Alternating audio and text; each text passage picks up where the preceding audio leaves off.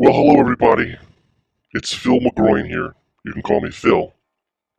This is my first encrypted podcast, encrypted to protect my own identity, because we know that there is a global jihad going on, and people like me who try to give a voice to the voiceless are oftentimes targets, as they were in Paris when radical Islamic terrorists, okay, cut the crap, Muslims, shot up the Charlie Hebdo office, killing journalists because they poked fun at Muhammad.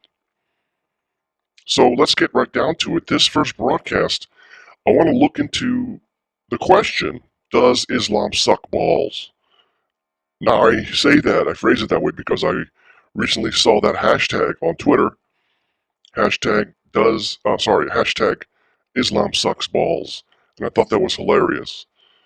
And I looked into it a little more deeper, and I thought, this is something that needs to be discussed.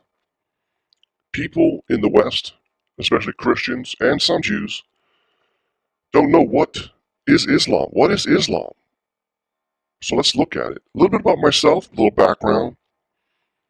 I'm a graduate student with a postgraduate degree, and I've studied various religions. I'm open-minded. I've traveled the world, and I've been in contact with Muslim nations and other nations. I've been to all 5 continents, except I've not been to South America. That's the only continent that I haven't set foot on, but been to Mexico, been to Jamaica, been to over 40 countries, and as I said, all 5 continents. I'm open-minded. I wanted to be open-minded when I started this, but I started looking into it. What the hell is the Koran? What's it all about? Well, let's break it down. Muslims make a lot of claims. Let's start from the beginning. What is Islam? Islam means submit, to submit to the will of Allah, and to believe that Muhammad is the final prophet of Allah. Who is Allah? Well, the Muslims claim that Allah is God, and that there is only one God. Who is Muhammad? Well, Muhammad, his real name was Ahmed. He was a possibly bastard child. We know that his father left the family at an early age. His mom died when he was little, and he grew up with his uncle in the Quraysh tribe, a tribe in Saudi Arabia, in Mecca. And we know that Mecca was established in the 400 AD period. This is important, people, because Muslims claim that Islam is an Abrahamic religion in the same vein as Judaism and Christianity. They make this claim because they claim that Abraham, 2,000 years before Muhammad was born, came to Mecca and set up a pagan temple, a pagan shrine, which of course is nonsense for 2 reasons. Number one, Abraham never went to Saudi Arabia. It is believed that he started out somewhere in what is now modern-day Iraq. So between the Mesopotamian area, between the Phosphorus and the in the Mesopotamian River Valley, basically, and that he migrated to Egypt. We know he went to Egypt. But anyhow, there is absolutely no evidence that Abraham ever made it to Saudi Arabia, and there is no historical, any kind of evidence that Mecca existed prior to 420 so AD. Now, how do we know that Mecca did not exist earlier? We know that the Romans, had conquered this entire area. They had conquered Egypt, all of North Africa, of course, most of Western Europe. They also conquered what is today known as Palestine, Syria, and they had trade routes that they were trying to protect. They also had trade routes into the west coast of Saudi Arabia, right? They had trade routes there. And they were being attacked by Arabs in that area, and they sought to map out the eastern coast of what is now Saudi Arabia, and they did that. They walked basically from top to bottom, recording all the cities, pacifying all the people, basically to stop them from raiding their trade. Now, no city named Mecca shows up, so it did not exist. And that was at 26 AD. Yeah, 26 AD is when the Romans mapped out the western coastline of what is now Saudi Arabia and Yemen. No city named Mecca existed. So the first claim that I mentioned, that Islam is an Abrahamic religion, is busted right there. Let's go a little further. In the Bible, of course, we have the Old Testament dedicated to Jews, and also the historical context for the coming of Jesus, which is what the New Testament is mainly about. The Gospels, the 4 books pertaining to the life and preachings of Jesus, are also in the New Testament. This is what Christians follow, Christians believe.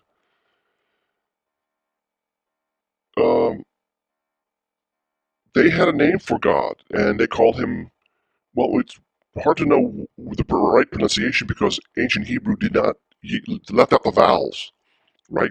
So some people pronounce it Yahweh, some people pronounce it Jehovah, but of course we know that there is no J in Hebrew, so Jehovah is probably not the right pronunciation, but you can see how not knowing what the vowels were, Yahweh is probably the closest approximation.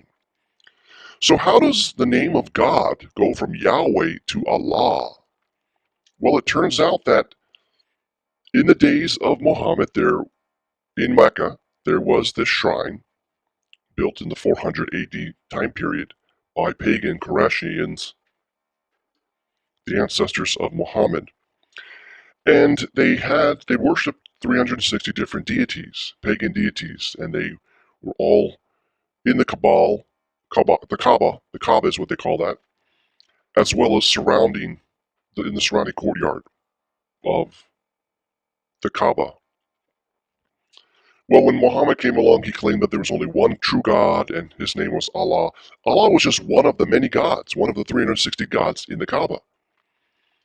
It was symbolized by a meteor that looks like a vagina, because Allah was a fertility god, god of sex, and the Hajj was one of the rituals that these ancient pagan Arabs would do. They would do it naked. They would circumvent the Kaaba naked in a fertility ritual.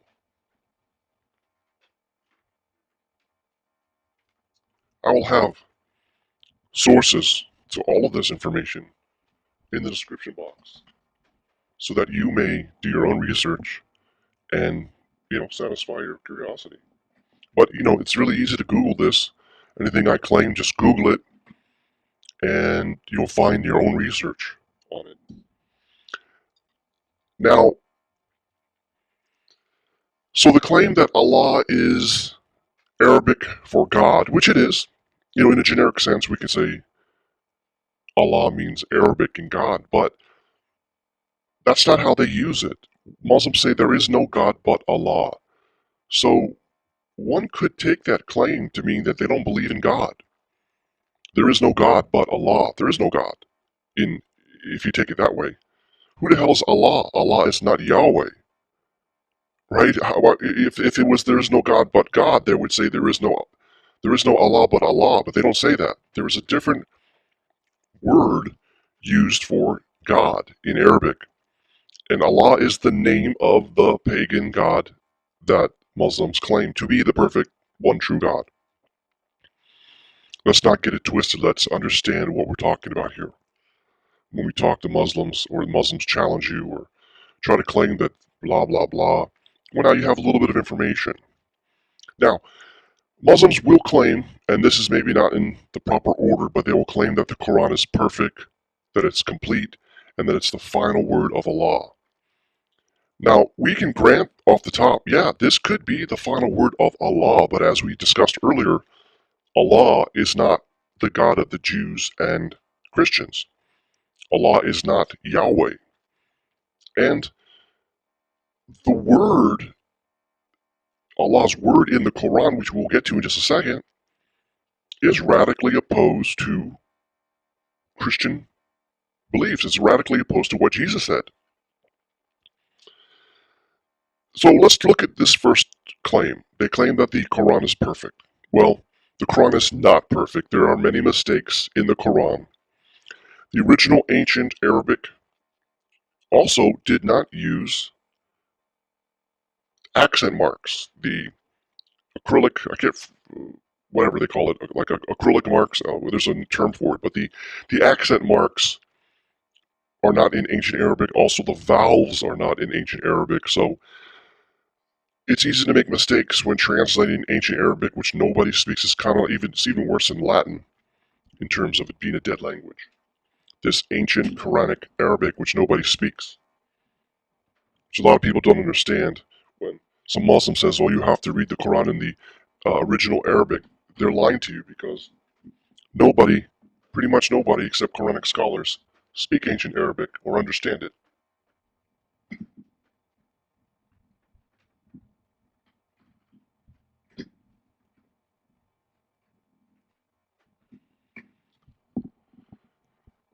Just like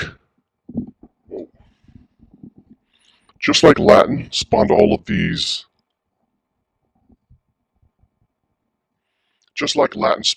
these, Romance languages, so too ancient Arabic spawned all of these Arabic dialects. An Egyptian speaks totally different Arabic than somebody from Saudi Arabia or somebody from Iraq or even somebody from Tunisia. They probably will be able to understand each other, but it's a completely different language. Certainly people in Lebanon speak a different dialect of Arabic than even the people in Egypt. One example, in Egyptian Arabic, you will say, Aklan was Aklan, which means like, how are you? But in Lebanon, they say, Kifr, Kifr, something like that.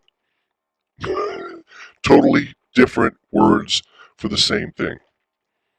That's just one small example that I picked up along the trail. So the Quran is not perfect. There's many mistakes in there. For instance, if you're Christian, you know that Mary, the mother of Jesus, could not be the sister of Moses who came 2,000 years before. But that's just one of the claims that the Quran makes, that Mary is the sister of Moses. So that's just one mistake. They also say that the sun sets in a pool of muddy water. Again, these are claims you could just simply Google it. The Quran claims that a that sperm is created between the ribs and the spinal cord. Obviously, that's not where it's created. It's created in the testicles. Totally different area, totally different organ, totally different everything. What else? Oh, that life is formed from a blood clot. Not true. Life is formed from the fusion of a sperm and an egg, right? That's where life is formed from. So these are all problems with the Quran. Also, the Quran, there is no such thing as the golden rule. Do unto others as you'll have done unto you. That is the golden rule. That is what Jesus said. Remember when the Pharisees tried to trip him up? They said, Rabbi, what is the most important commandment? And without skipping a beat, Jesus said, the first is love God with all your heart, with all your mind, with all your soul, with all your being. And the second is love thy neighbor as thyself, or do unto others as you would have them do unto you. Right? So that is what Jesus said. That is what Christians believe. That is the Christian perfect,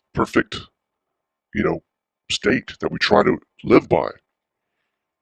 Does not exist in Islam. So how could the Quran be perfect?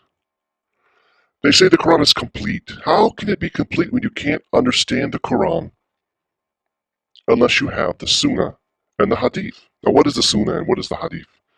The Sunnah is the life story of Muhammad, what he did, what he said, and you need that to understand what something might happen in the Quran. You're like, what the hell is that about? You have to reference something in the Sunnah. The Hadiths are stories about Muhammad. So similar to the Sunnah, but these are stories about Muhammad, what he did, what he said. So obviously that proves that the Quran is not complete. It is not complete if you have to interpret it using two other references. And these are the holy books of Islam. And then they'll claim that certain Sunnah, certain Hadiths are not true Hadiths. How do you recognize that? How do you, again, you have a whole issue there of what is a true Hadith, what is a true Sunnah, what is a possible false one, whatever. And they say that the Quran is the final word of Allah, and they claim that Allah is God. Well, we certainly know that the Quran is not the final word. We certainly know that there are newer religions since Islam was invented in around 635 AD. There are newer religions. And if you want to include science as a new religion, there are breakthroughs in science which we can consider new revelations from God. How about E equals MC squared from Einstein? Could we consider that a revelation from God? Looking further, we find that the Quran has 109 verses to kill the infidel. Yeah, 109 verses to kill the infidel. The Quran also has 164 verses commanding its followers to do violent jihad against the non-believer. Many Muslims today will claim that jihad means the self-struggle, and that's great, but that's not what the Quran says. 164 times. Many Muslims will claim that the Quran is a book of peace because there is one verse that says, he who saves a life, it's as if they save the world. He who kills a life, it's as if they kill the world. What they don't tell you is that that verse, and I believe it's verse 532 or 533, is a direct rip-off from the Jewish Talmud. The Talmud, that's where he got that from. Complete rip-off. And the very next verse, so whether it be 533 or 534, whatever the next verse is, switches back to kill the infidel. So how's that for logic? How's that for logic? Doesn't make sense. So are we starting to get a picture here? If we look into what is Islam, Islam being the Koran, which is the written down oral revelations that Muhammad supposedly received from Allah through the angel Gabriel, and many of the revelations, of course, were just in time, right?